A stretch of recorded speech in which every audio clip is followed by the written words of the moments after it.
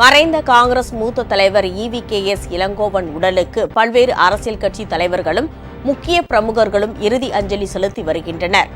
இன்று மாலை அவருக்கு அரசு மரியாதையுடன் பிரியா விடை அளிக்கப்படும் என அறிவிக்கப்பட்டுள்ளது. முதலமைச்சர் MK-ஸ்டாலின் இரண்டாவது நாளாக இன்றும் மணப்பாக்கத்தில் உள்ள வீட்டிற்கு நேரில் சென்று EVKS இளங்கோவன் உடலுக்கு நேரில் அஞ்சலி செலுத்தியதோடு EVKS இளங்கோவனின் சகோதரர் மற்றும் உறவினர்களிடம் துக்கம் விசாரித்தார்.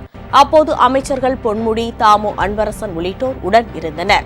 இதேபோல் தேமுதிகவின் பொதுச் செயலாளர் பிரேமலதா கட்சி நிர்வாகிகளுடன் வந்து EVKS இளங்கோவனின் உடலுக்கு அஞ்சலி செலுத்தியதுடன் அவரது குடும்பத்தினருக்கு ஆறுதல் கூறினார்.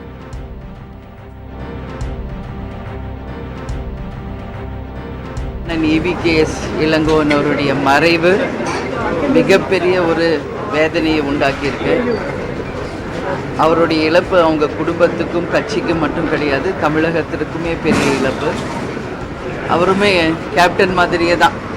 அவர் சொல்ல வருகின்ற ஒரு விஷயத்தை யாருக்காகவும் காம்ப்ரமைஸ் பண்ணாமல் தைரியத்தோட உறுதியோட வந்து சொல்கிறதுல அண்ணனுக்கு இணைய அண்ணன் தான்.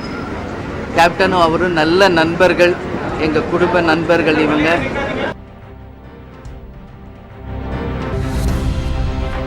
தூத்துக்குடி தொகுதி நாடாளுமன்ற உறுப்பினர் கனிமொழி மணப்பாக்கத்தில் உள்ள இல்லத்தில் வைக்கப்பட்டிருக்கும் EVKS இளங்கோவன் உடலுக்கு அஞ்சலி செலுத்திவிட்டு குடும்பத்தாருக்கு ஆறுதல் கூறினார். இதேபோல் விடுதலை சிறுத்தைகள் கட்சித் தலைவர் திருமாவளவன் மற்றும் கட்சியின் முக்கிய நிர்வாகிகள் EVKS இளங்கோவனின் உடலுக்கு இறுதி மரியாதை செலுத்திவிட்டு குடும்பத்தினருக்கு ஆறுதல் தெரிவித்தனர்.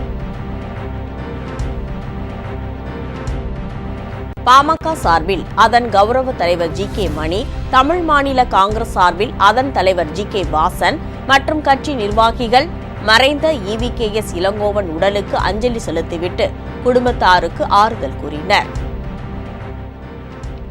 பெரியார் அவர்களின் வாரிசாக திகழ்ந்தவர், அவருடைய கொள்கை பற்றோடு செயல்பட்டவர்.